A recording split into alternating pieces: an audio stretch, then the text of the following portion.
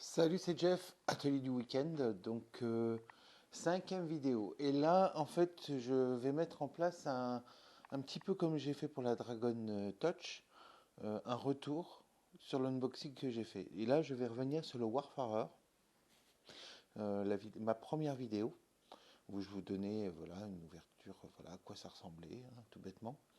Euh, mais 3 mois plus tard, comment ça s'est passé?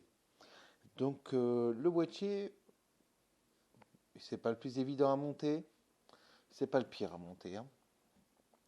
Je me suis pas trop galéré, j'ai pas trop cherché. Par contre, il y a des petits points qui pour moi sont un peu gênants et puis bah, je préfère vous en parler, au moins ce sera direct. Donc voilà le Warfarer, donc dans son jus, hein, tout bêtement, allumé. Vous voyez avec le rétroéclairage rouge, ça vous l'aviez pas vu, hein. Euh, vous avez le son, donc vous entendez un peu le bruit que ça fait. Bon, l'ordinateur, j'ai mis des choses silencieuses dedans, hein. Donc en gros, je vais déjà vous parler configuration. J'y ai mis une carte mère de chez MSI, la Edge X570, un processeur Ryzen 5 3600. J'ai mis deux barrettes de RAM, c'est de la 3600 en Corsair, euh, un SSD, un HDD. Alors le SSD c'est un SSD M2, hein, et un HDD à côté. Et une alimentation de 650 watts Gold de chez Corsair aussi. Donc voilà, voilà le boîtier. Voilà maintenant à quoi il ressemble, hein. Donc la couleur est plutôt sympa. Je vais ouvrir tout ça vite fait. Donc bon, comme je vous l'ai dit, moi les vis, j'ai pas trop aimé les vis. Je suis un peu dégoûté par rapport aux vis. J'aurais préféré un système de blocage. Je sais pas pourquoi ils ont foutu des vis pour fermer cette plaque-là. Je trouve ça immonde. C'est pas beau. Mais bon, je fais avec. Je pense changer mon boîtier très prochainement. Donc, bah, pour vous dire, il sera à vendre celui-là, hein, tout bêtement. Je ne vais pas garder deux boîtiers. Donc, il sera à vendre. Je ne sais pas combien, je ne sais pas comment. Je pense, mais je voudrais quelque chose de encore un peu plus esthétique, tout bêtement. Alors je vous ouvre ça, hop là, je sors la plaque, hein, hop là. Et voilà, voilà l'intérieur, vous voyez, les deux ventilateurs, la cage, deuxième ventilateur, voilà, tout bêtement, hein. Donc, qu'est-ce que je vais ajouter? Le boîtier est bon, il vaut le coup, une cinquantaine d'euros je crois. Il vaut le coup, il fait le job. J'ai pas eu de difficultés alors que je suis à nouveau débutant, on va dire, en montage d'ordinateur. C'est-à-dire que j'étais, comme j'ai expliqué dans la première vidéo, ou je sais pas si je l'ai dit dans la première vidéo, mais je montais les ordinateurs il y a 15 ans de ça. Après, bah, je me suis arrêté pendant presque 12 ans.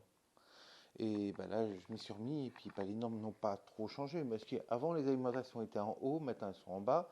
Il n'y avait pas de cache alimentation, et pas mal de choses. Le seul truc, moi, qui m'a gêné vraiment sur ce boîtier, bah, c'est que c'est... Voilà, je vais voir.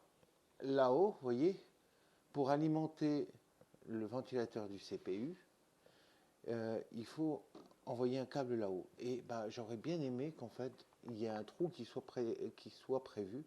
Là, j'ai dû passer en travers de la carte, dans le petit espace entre la carte et le boîtier. Et c'est vraiment très court, c'est pas joli du tout, pour ça que je n'ouvre pas complètement le boîtier derrière. Le montage est vraiment pas génial. Après, pour le reste, non, pas de difficulté en soi, hein. Le boîtier, vraiment, vraiment, il est bonne qualité. Bon, il est métal, hein. Métal, plastique sur l'avant. Métal, plastique sur l'avant. Là, ici, vous voyez les USB 3.0, USB 2.0, le jack, le mini jack. Tout se passe bien, quoi. Pas de regret. Pas de regret. Bon, actuellement, il dort dans ma buanderie parce qu'il fait trop froid à l'atelier et donc tout l'hiver, il va rester ici. Euh, c'est un bon achat. Il n'y a pas de regret sur la partie technique. Peut-être qu'au niveau du prix, bah, il sera plus ou moins cher. Je ne sais pas vraiment si c'est intéressant par rapport à un autre, mais il fait le job. C'est ma grande expression, il fait le job. Donc c'était Jeff pour ce retour d'expérience sur le boîtier Warfarer de chez Ampere Gaming, boîtier ATX Micro ATX. Dans mon boîtier, il y avait les 3 ventilateurs qui étaient fournis en LED rouge. Ça fait joli. Et en plus, bah, moi, vous allez regarder, j'ai assorti en fait le reste de ma configuration. J'ai pris un boîtier qui est aussi alimenté LED rouge et la souris que j'ai réglée en couleur LED rouge. Donc voilà. Bah écoutez, je vous souhaite une bonne soirée, une bonne nuit, une bonne journée. Là, vous voyez, pour moi, ici, il est quasiment 20h. Il est 19h, pardon. Et bah voilà quoi. Voilà. Au moins, je l'ai fait. Prochaine vidéo très très vite parce que je suis en vacances actuellement. Donc, j'essaye en fait de mettre pas mal de vidéos en route. J'essaye aussi, je vais aussi essayer d'en faire d'avance et déprogrammer, voilà. Mais bon, bah là, j'ai 15 jours de vacances, j'ai bien l'intention de m'en servir. J'ai quelques idées, quelque chose à vous faire voir. Certainement, la prochaine, ce sera ma souris. Et puis, voilà. Allez, bonne soirée.